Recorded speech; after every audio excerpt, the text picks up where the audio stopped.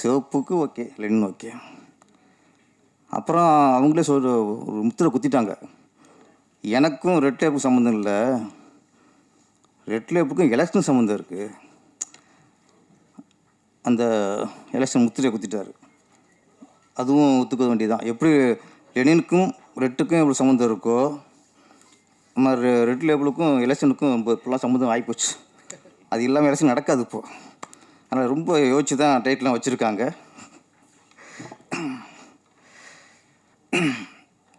இயக்குனர் வினோத் சார், வாழ்த்துக்கள் சார். ஆமாம், ட்ரெயில் ரொம்ப நல்லா இருந்துச்சு. ஹீரோ புதுசு மாதிரியே இது ஒரு ஃபிலிம் தெரில. ஆமாம், கேஷுவலாக அடிச்சுட்டு போயிட்டுருக்காரு. ஒரு அழகான கதாநாயகி அஸ்வின், நல்லா பண்ணியிருக்கீங்க. ஜோடி பத்து நல்லா இருக்குது, அது ரொம்ப முக்கியம் இல்லை. ஆமாம், அவங்க ஹீரோக்குங்க நீங்கள் என்ன நம்மளும் அம்புல மட்டும் இருக்குன்னே ஆள் வருவாங்க. அப்படி லெனினுக்கும் அஸ்வினுக்கும் ஜோடி பொறுத்த படத்தில் நல்லாயிருக்கு. ஆமாம், எப்படி கமல் ஸ்ரீதேவி ரஜினி ஸ்ரீபிரியா மாதிரி லெனின் அஸ்வின் ஜோடி பொறுத்த நல்லா இருக்குது. தொடரட்டும், ஜோடியும் தொடரட்டும், படங்களும் தொடர்ந்து எடுங்க.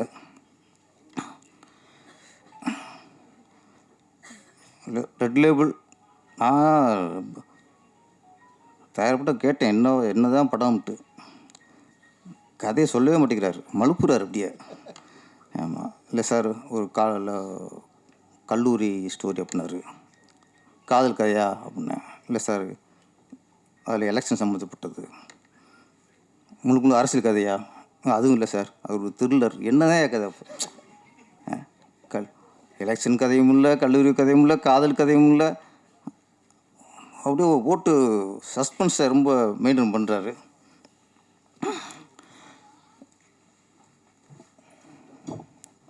என்ன டைம் சரியாயிருச்சா? அப்போது அப்படியே ராகு காலம் மாதிரி வெளியே போட்டு இருந்தீங்க.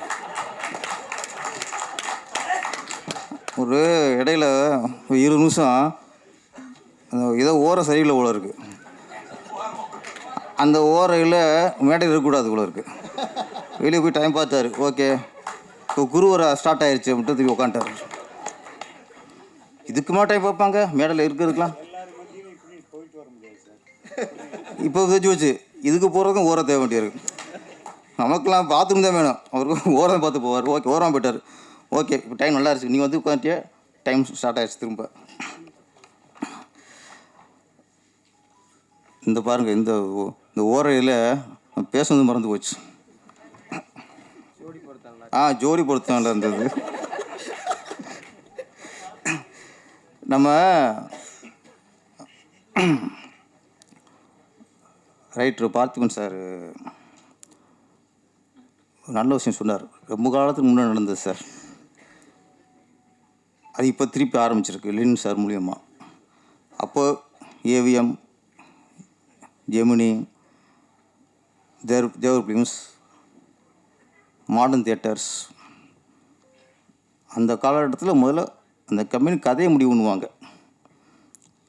கதையை முடிவு பண்ணதுக்கப்புறம்தான் இந்த கதையை யார் இயக்குனா நல்லாயிருக்கும் அப்படின்னு அடுத்த இயக்குனரை முடிவு பண்ணுவாங்க. அப்புறம் இந்த கதைக்கு எந்த கதாநாயகன் கரெக்டாக இருப்பார் அப்படி அப்புறம் கதாநாயகன் முடிவு பண்ணுவாங்க. இது ஆரோக்கியமான சினிமா அதான் போய்க்கிருச்சு. ஏன்னா ஒரு படத்துக்கு கதை தான் முக்கியம், கதை தான் ஹீரோ, கதை தான் கதாநாயகி, கதை தான் இயக்குனர், கதை தான் முக்கியம். அப்போ ஆரம்பத்தில் இல்லை, அப்படியே கரெக்டாக போய்கிட்டு இருந்துச்சு. அப்புறம் பார்த்தா Sridhar, K Balachander sir, TR Bhagyaraj sir இப்போலாம் வந்ததுக்கப்புறம் டைரக்டரே கதை திரைக்கதை யோசனை எழுதுனா தான் ஒரு முழுமையாக இருக்குமா தோணுச்சு. அதுக்கப்புறம் இயக்குனர்கிட்ட கதை கேட்பாங்க, கதை பிடிச்சிருந்தா அந்த கதைக்கு யார் ஹீரோ, பிரபு நல்லா இருக்குமா, கார்த்திக் நல்லா இருப்பாரா, சத்யராஜ் நல்லா இருப்பாரா, அந்த காலகட்டத்தில் பிடிச்சி அப்புறம் ஹீரோ முடிவு பண்ணுவாங்க. அது ஆரோக்கியமாக போய்கிட்டு இருந்துச்சு. அந்த இதெல்லாம் நல்ல படம்லாம் கரெக்டாக அமைஞ்சது. இப்போது கதையை வந்து தயாரிப்பாளர் முடிவு பண்ணுறதில்ல, கதாநாயகன் முடிவு பண்ணுற காலமாக போச்சு. அவனுக்கு வேறு மாதிரி போயிட்டுருக்கு. இந்த காலகட்டத்தில் நான் வந்து தயாரிப்பாளராக லெனின் சாரை நான் பாராட்டுறேன். ஒரு படத்துக்கு கதை தான் முக்கியம், முதல்ல கதையை முடிவு பண்ணுவோம். அப்படி கதையை தேடி இருக்கார். அப்போ பொண்ணு பார்த்துமே சார்கிட்ட கூப்பிட்டு கதை கேட்டிருக்காரு. கதை பிடிச்சிருக்கு, லைன் பிடிக்கல, கதையே பிடிச்சிருக்கு. கதையை ஃபுல்லாக பண்ணி ஃபுல்லாக ரெடி பண்ணதுக்கப்புறம் அப்போ இந்த கதைக்கு ஒரு நல்ல இயக்குனரை, சரியான இயக்குனரை போடுவோம். அப்புறம்தான் இயக்குனர் வினோத்தை முடிவு பண்ணியிருக்காங்க. இதில் ஒரு படம் நல்லா வந்திருக்குங்கிறதுக்கான நம்பிக்கை இருக்கலாம். ஒரு கதை தான் முக்கியம். அப்போ கதையை அதுக்கப்புறம் டைரக்டர் முடிவு பண்ணி இந்த கதைக்கு நம்ம கரெக்டாக இருப்போமா, ஹீரோ கரெக்டாக இருப்போமா, காலேஜ் ஸ்டூடெண்ட் ஸ்டேட்டஸ் நல்லா இருக்குது, அதில் கொஞ்சம் மாற்றுவோம் அப்படின்னு சொல்லி அதுக்கு ஒரு மாற்றம் பண்ணி இந்த ரெட் லேபிள் முறையாக எடுக்கப்பட்ட படம் அப்படிங்கிறதுக்கு பொன் பற்றி சொன்ன உதாரணம். அடுத்து இந்த படத்தில் அவர் என்ன சுரந்தில் என்னென்னவோ நடிகை வேல், நடிகர் திலகம், உலக நாயகன் எல்லாம் சொல்கிறாங்க. இப்போ ஒரு நடிகர் உருவாகிட்டு இருக்காரு. அவருக்கு பட்டத்தை தேட வேண்டியிருக்கு. இப்போ என்ன பட்டம்ன்ட்டு என்ன கோவை திலகம் வைக்கலாமா? இப்போ உலக நாயகன் டைட்டில் விட்டுருச்சாச்சா? அப்போ அவர் விட்டு கொடுத்துட்டாரு, அது கூட வச்சுக்கலாம். எங்கள் சங்க தலைவர் உதயகுமார், நடிகர் உதயகுமார் அவர்கள் இன்றைக்கி வந்து நடிகராக உட்காந்துருக்காரு. ட்ரெயிலர் பார்க்கும்போது அந்த கெட்டப் சூப்பர். ரஜினி சாரோட உள்ள ஸ்டீலாக சீடு குடிச்சு பார்க்கல. அவரை கொஞ்சம் சீரியஸாக குடிப்பார். ரொம்ப தெனாவிட்டா அப்படியே கேஸில் சாஞ்சிட்டு அப்படியே வானத்துக்கு ஊதுறாரு, புகை விடுறாரு. புகையை மேலே வானத்துக்கு விடுறாரு. ஆமாம், ஒரு நல்ல நடிகர் உருவாகிட்டு இருக்காரு. சார், எங்கள் ஆல்டர்னில் வேலை வாங்கியிருக்கிய, அவர்கிட்ட வேலை வாங்கிட்டு சாதாரண விஷயம் இல்லை, நல்லா வேலை வாங்கியிருக்கிய. நம்ம பொன் பார்த்து சொன்ன ஒரு விஷயம் சொன்னார். ஒரு நடிகர் கதை கேட்டால் கமிட் ஆகிட்டான், ஓகே. ஒரு நடிகர் கதை பிடிச்சி கமிட் ஆகிட்டா அந்த இயக்குனர்கிட்ட ஃப்ரீடம் விட்டணும். நம்புனா அது நடிக்கணும், நம்பிக்கையிலே நடிக்கக்கூடாது, அவ்வளோ. அப்போ நீங்கள் கதையை கேட்டுட்டு நம்பி உள்ளே போயிட்டா அவனை போட்டு டார்ச் பண்ணக்கூடாது, டேரக்டர் டார்ச் பண்ணக்கூடாது. அதை மாற்று, இதை மாற்று, இது ஏன் இப்படி ஷார்ட் இங்கேயே வைக்கிற, கேமரா அங்கேயே வைக்கிற, இது வந்து இயக்குனர் சித்திரவதை பண்ணுறது. கதை பிடிச்சி பிடிக்கணும், நடிக்காதீங்க, அவ்வளோதானே. உதயகுமார் சார் கதை கேட்டிருக்காரு, பிடிச்சி போச்சு. படம் முடிகிற வரைக்கும் ஒன்றுமே சொல்லலை. சமத்தான நடிகர் அவர். ஒன்று அப்பப்போ கேட்டால் இது வேறு இப்போ நடிக்க வளர்ந்து வந்துக்கிட்டு இருக்கோம் அப்படின்னு அது ஒன்று இருக்குது. ஃபுல்லாக விட்டார். படம் பார்த்துருக்காரு. படம் பார்த்துட்டு அவரோட கருத்து இப்படி மாற்றிக்கலாமா, ஓகே. அவர் சொல்கிற மாற்றம் இயக்குனருக்கும் கதாசிரியருக்கும் உடன்பட்டுருக்கு. அப்போ சொன்ன மாதிரி சேஞ்ச் பண்ணியிருக்காங்க. அப்போ சொன்ன விஷயம் சரி அப்படிங்கிறனால தான் இன்றைக்கி மேடையில் ஓப்பனாக சொல்கிறாரு கதாசிரியர். ஒரு நடிகர் வந்து இதுதான் கருத்து சொல்லலாம். ஷூட்டிங்லேயே சொல்லும்போது ரொம்ப இயக்குனருக்கு வந்து பெரிய தலைவலி ஆயிரும், குழப்பம் உண்டாச்சுன்னா அது படத்தில் தெரிஞ்சுக்குவோம். அப்போ கரெக்டாக எங்கள் நடிகர் கரெக்டாக படம் முடிஞ்சு அதான் அனுபவம். அதான் சார் பொண்ணு பார்த்துக்கணும் சார், அனுபவம் சில பக்கத்தில் வச்சுக்கணும். ஆமாம், அது சிலருக்கு யூஸ் ஆகும். அதனால் வளர வர இயக்குனர்லாம் உதயகுமார் சார் கூட நடிக்க வைங்க. அப்படியே அவர் கருத்தையும் கொஞ்சம் கேட்டுக்குங்க. இன்னொன்று அவர் முடிவு பண்ணிட்டார். ஏன்னா இப்போ எலெக்ஷன் வருது 2026. ஒரு 5-6 படத்தில் நடித்து ஒரு ஃபேஸ் வேல்யூ உண்டாக்கிட்டு, அது ஃபேஷனாக போச்சு, ஒரு ஃபேஸ் வேல்யூ உண்டாக்கிட்டு அப்புறம் அரசியல் கட்சி ஆரம்பிக்கிறதா இல்லை இப்போ ஏதாவது கட்சிக்கு சப்போர்ட் பண்ணுறதாங்கிறது அடுத்த விஷயம்.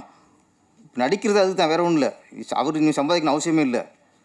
இந்த எலெக்ஷன் முன்னாடி 5,000 படம் அடித்து ஒரு ஃபேஸ் உண்டாக்கிட்டு அப்படி பொதுமக்கள்கிட்ட போய் ஓட்டு கேட்கணும். என்னங்க அதுதானே தலைவரே? ஓகே. எங்கள் சங்கத்திலே ஓட்டு கேட்டு போர் அடிச்சு போச்சு அவருக்கு. என்ன நீ மக்கள்கிட்ட போய் ஓட்டு கேட்கணும் அதில்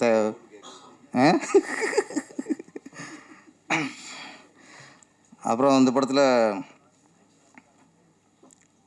மிஸ்டர் கைலாஷ் மேனன். தமிழ்நாட்டில் தான் நம்ம வந்து கைலாஷ் மேனன் சொல்லலாம், சமீரா ரெட்டின்னு சொல்லலாம், ராகு எல்லாம் சொல்லலாம். நம்ம நாட்டில் உள்ள ஜாதி தமிழ்நாட்டில் ஜாதி சொல்ல முடியாது. எங்கே நம்ம இப்போ நான் ஒரு பேரை சொல்லி மிஸ்டர் ரமேஷ் வன்னியும் சொல்ல முடியாது, வினோத் தேவர்னு சொல்ல முடியாது.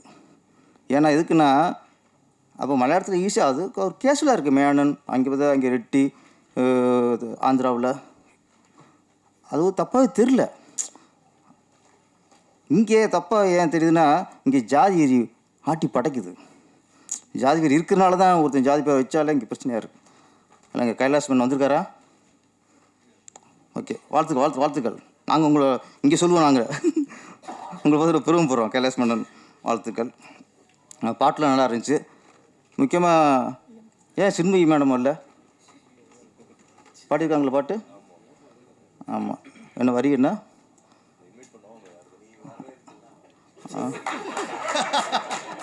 இந்த கோயம்புத்தூர் குசும்புங்க இல்லை, இந்த கோயம்புத்தூர் குசும்புக்கு இதுதான் நல்லா பாடியிருந்தாங்க. இந்த படத்து டைரக்டர் யாருன்னு தெரிஞ்சு தான் பாடினாங்களா? அது ஒரு கேள்வி இருக்குல்ல, தெரியுமா உங்களுக்கு? தெரியும். ஆமாம்.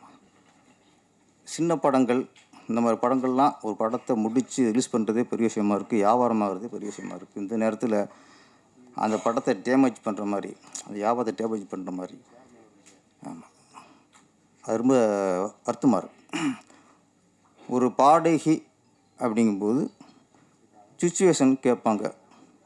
இந்த சுச்சுவேஷன் பாட மாட்டேன்னா ஓகே, வரிகள் நல்லா இல்லை, வார்த்தை நல்லா இல்லை அப்படின்னா படிக்கும்போது தெரிஞ்சுவோம்ல, அவாய்ட் பண்ணிடலாம்.